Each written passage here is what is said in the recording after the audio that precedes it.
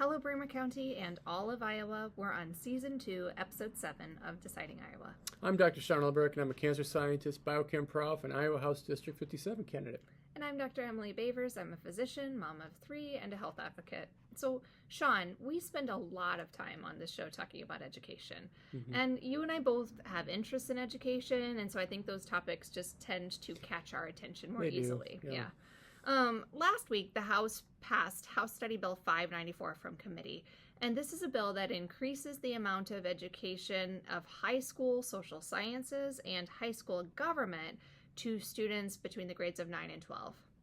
It mandates teaching of U.S. history, of education on voting systems, specifically paper ballots, the U.S. Constitution, and the Bill of Rights. And honestly, I think this is a great bill. I applaud the Committee on Education for passing it. I am hoping that when they want U.S. history taught, they will teach about the Civil War and the slave trade and historical disenfranchisement of women and non-landowners and persons of color.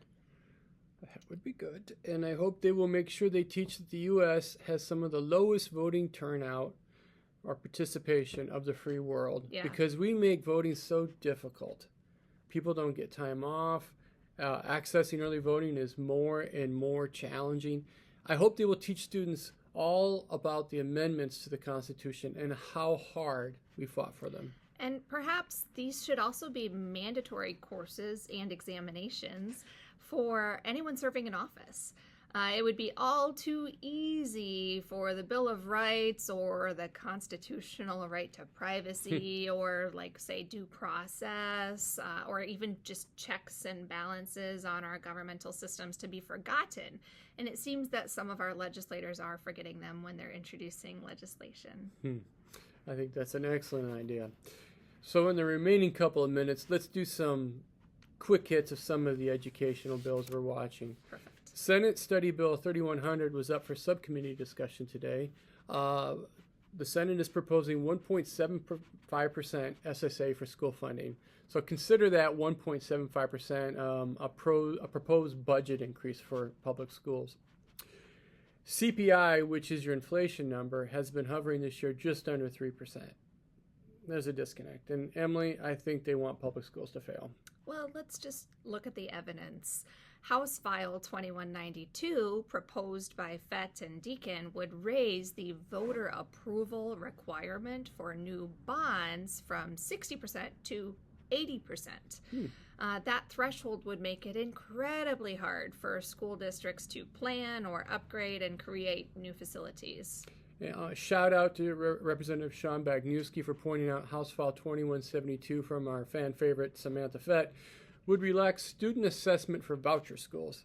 According to Representative Bagniewski, test scores for the new voucher schools are a little concerning.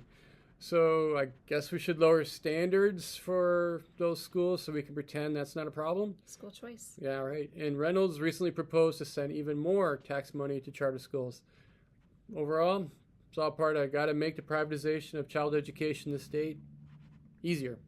Well, House File 2211 would require public schools to allow voucher school students to participate in choir and marching band programs. I mean, you underfund public schools, you give private schools without near the same oversight more money, and then you turn around and demand that public schools fill in the missing activities voucher schools can't afford because they used the money for who else knows what. We don't know. We're not auditing it. So, yeah. Senate File 2119 is an intimidation bill. It seeks to repeal Iowa Code 728.7, and that provides legal protection for librarians and educators from prosecution for essentially doing their jobs, providing appropriate materials for educational purposes. There is a reason for the existence of this code.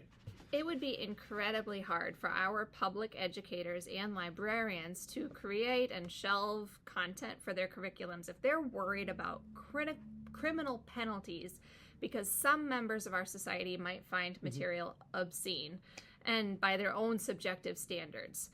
This is censorship. We have to pay attention. And sadly, we could go on with more examples. As Iowa continues to cripple its once proud public education system, I want to point out our rural schools are the beating heartbeats of their communities. And rural communities are the backbone of Iowa. When these schools are forced to close programs and even school systems because of continued underfunding and targeted destruction of AEA resources and support by Republicans, the children will suffer first. Big ag gobbling up small farms, choking rural school funding, polluting local waters. We have significant and real problems. We need substantive legislation that stops funneling resources and local control to Des Moines and instead invests in and brings hope to rural Iowans. Be well, Iowa.